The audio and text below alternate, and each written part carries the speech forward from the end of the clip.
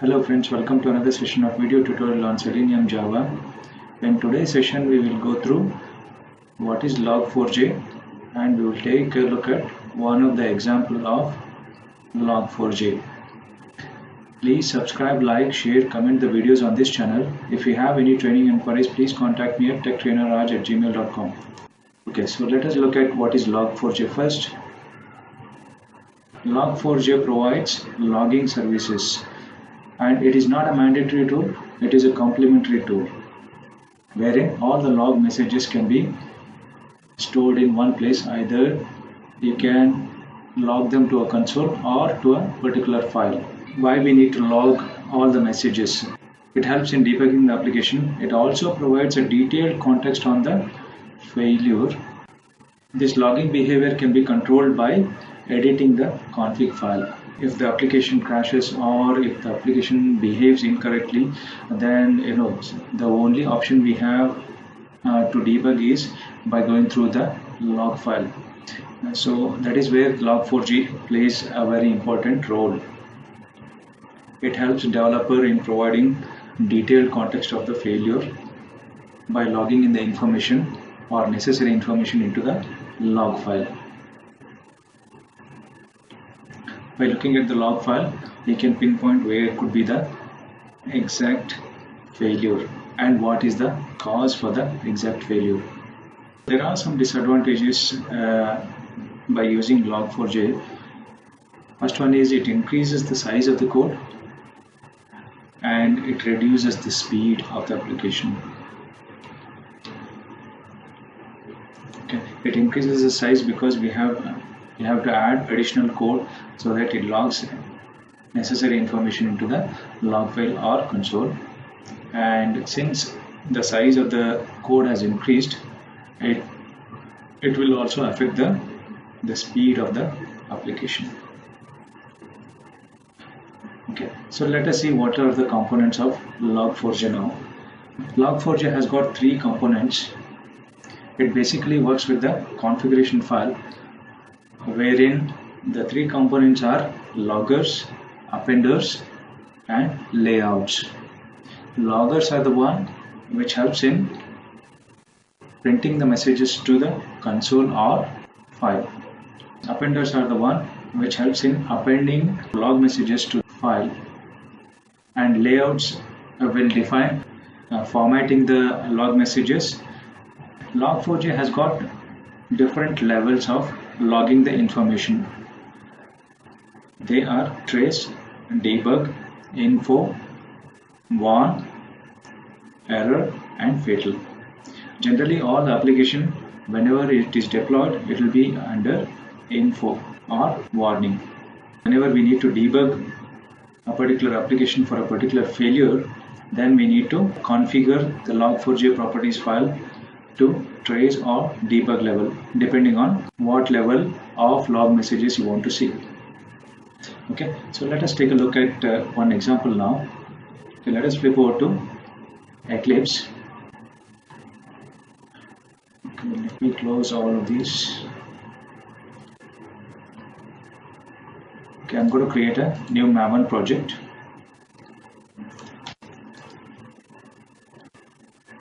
Provide a group ID.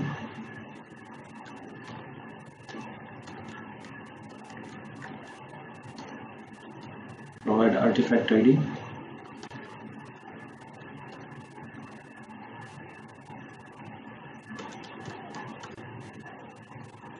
Click on finish. Let us add the dependencies to form.xml file.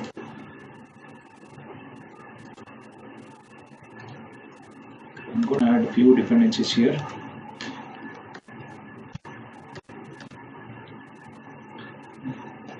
The first one will be Log4J. Go to Maven repository, search for Log4J.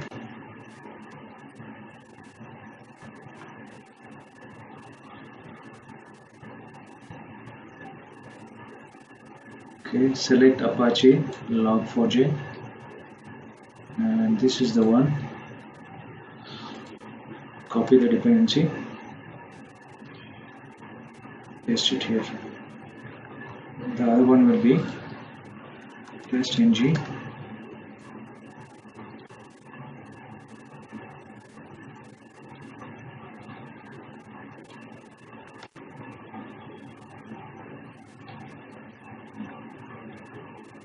Okay, the next one will be Selenium Java.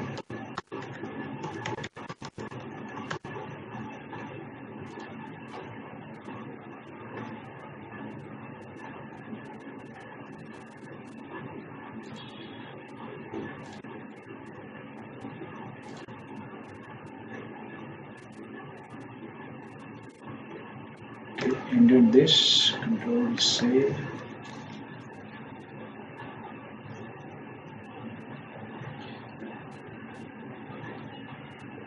Okay, it is downloading all the dependencies. And the next thing is, earlier I had made a video on how to work with simple web controls. So I'm going to take the same example here. I have copied the simple web controls.java from that particular project, and then I'm going to paste it into source main Java.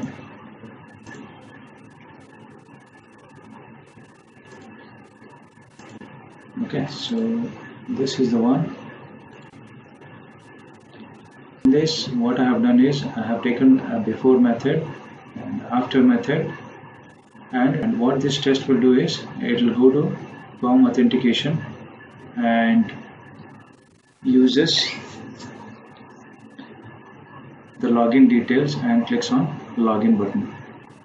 Okay, now let us see how we can include Log4J into this. Okay, first thing is I'm going to create a new folder called config here. Okay, right click, new folder, config. Okay, under this I'm going to create a new file called log4j.properties. Log4j always uses this particular file, and make sure that your file name is log4j.properties. Okay, click on finish. Okay, I'm going to copy and paste some values here, which I will explain it later on after copying.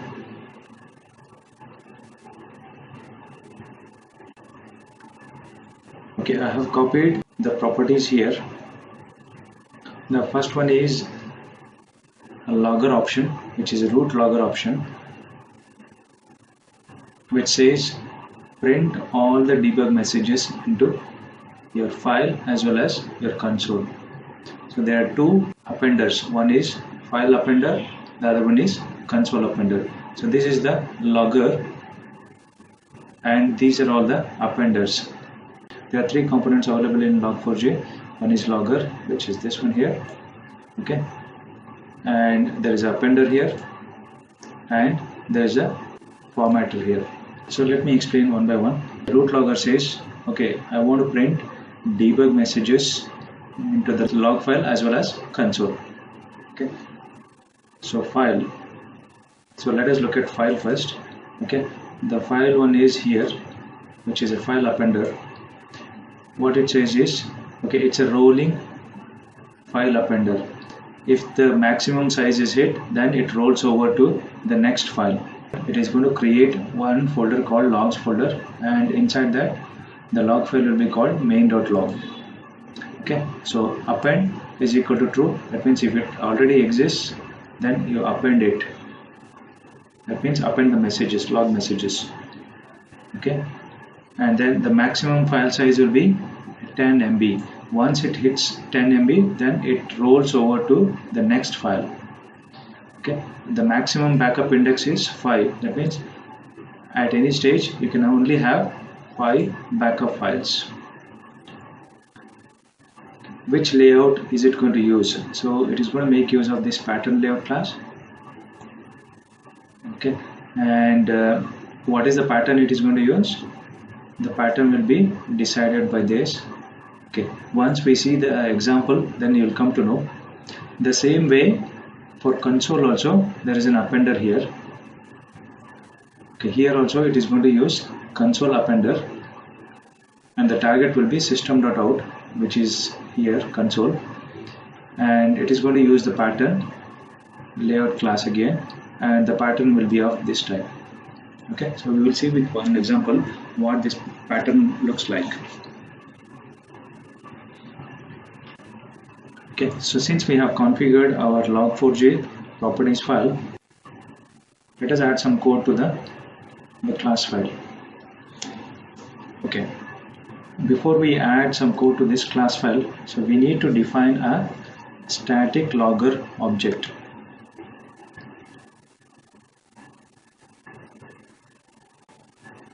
Okay, here I'm going to add static logger object. Okay, which will be again a final one. Final static logger object. Okay, final static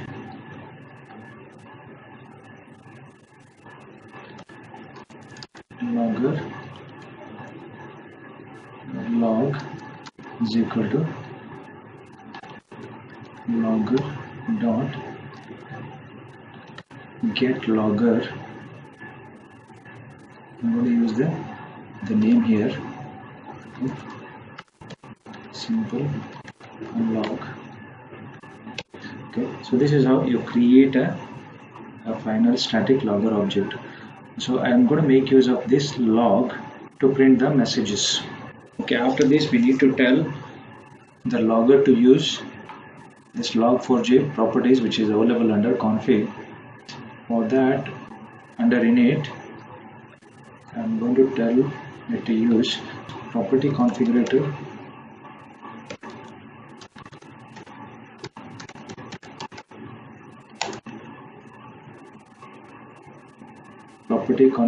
class under log4j dot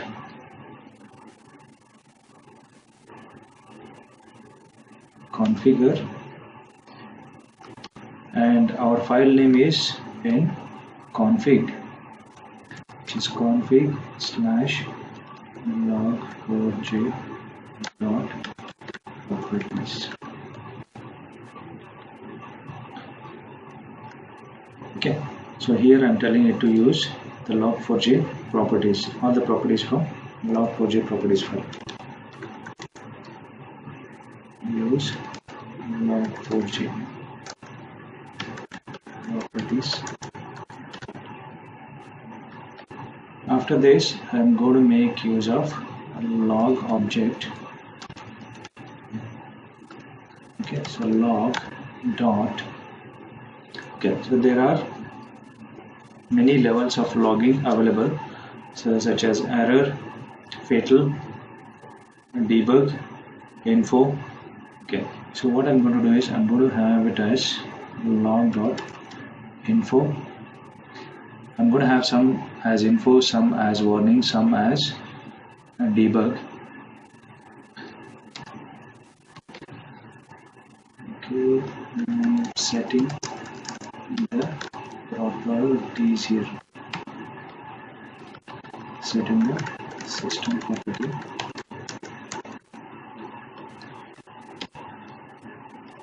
Okay, the same way I'm going to have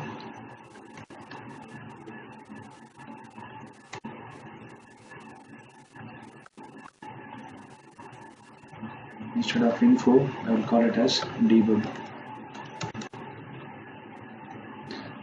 Okay, here I am creating a driver instance.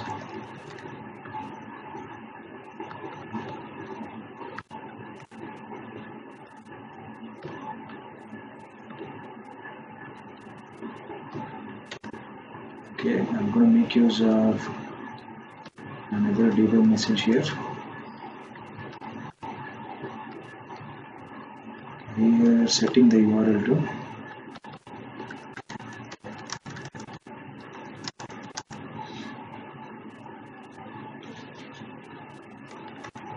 Facebook.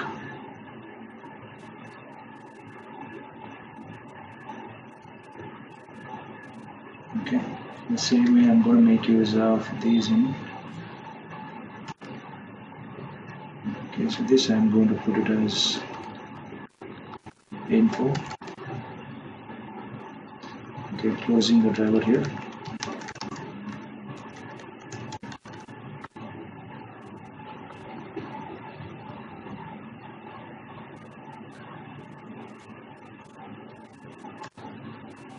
I'm going to add it here also.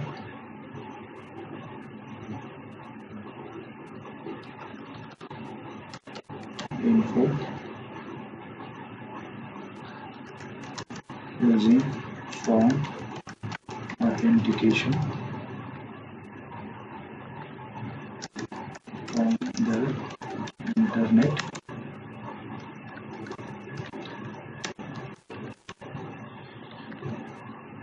Okay, the same way I'm going to have a debug message here.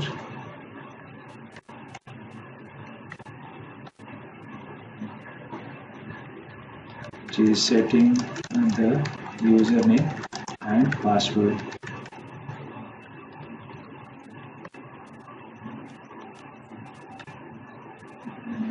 Okay, so this I will make it as debug.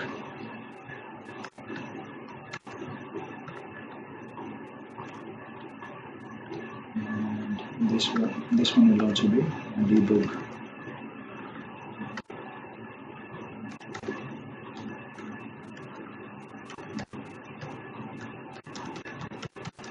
Clicking on the login button.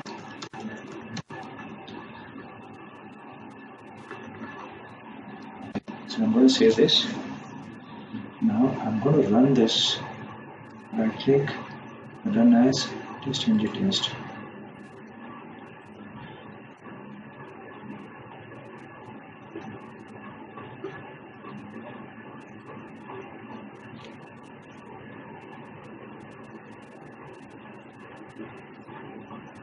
Okay, this should not have been Facebook. This should have been the internet hero kuapp.com.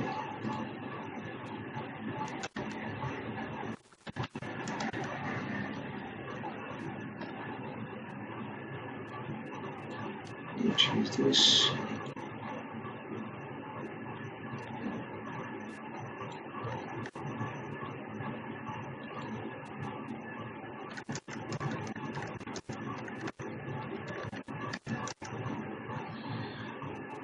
Okay, so let us save this. Let us rerun this. Click run as test-ng test.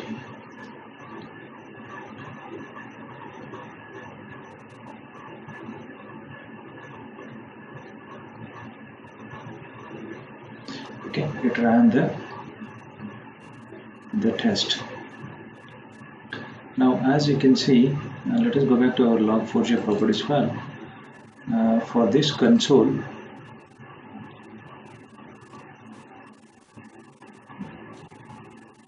okay, since we are only printing the debug messages, okay, so it has printed both info as well as debug. Simple log is the name which we have given. Okay, if you look at this, this is the simple log. Simple log is the name which we have given. Okay, one thing to note here is, earlier we have seen the levels correct. If we put in debug, then whatever underneath that will also be printed. Okay, for example, if I put it as info, warning will also be printed, error will also be printed, and fatal will also be printed. So if I put in debug, whatever the level below that will also get printed. So that is what we have seen here. Since we put in debug, info gets also printed. Since we don't have the other levels, only info and debug is getting printed here. If you look at Log4J properties, for this pattern, first one is the type or the level and the name, followed by a dash here and the message. Let us take a look at the file. Okay, so if I refresh this, I should be getting logs folder. Okay, under logs folder I should be having a main.log. As you can see here, the format is different because what we are saying here is, okay, so you print the date, the time, the level, the file name with the line number and the actual message. Okay. So this pattern will give you this kind of log messages in the log file. Okay, let us go back and change this to info. Okay, save this. Again, right click, run as test engineer.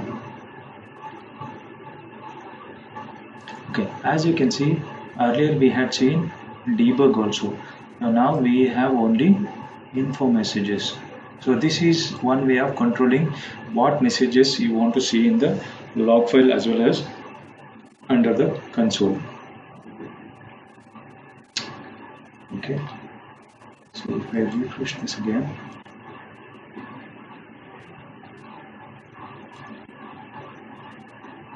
okay, so here you can see only info messages are being displayed. Okay, so that is how we can control. So most of the control can be done through properties, and the formatting control can also be done using these formatters. Okay, another thing to note here is, since we have said file and console here, okay, to demarcate which one goes to file and which one goes to console, we can also have it as any name, for example A1, B1. Okay, if you change this to A1 and B1, then this should also change. Okay, earlier A1 was file, so now this will become A1. Wherever there is a file, you need to change this to A1.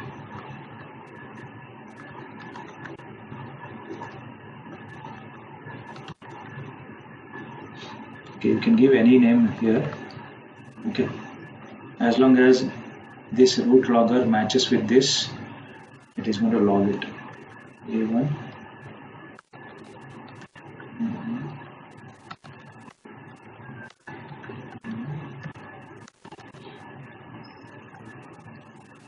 So for console it's going to be B1 now.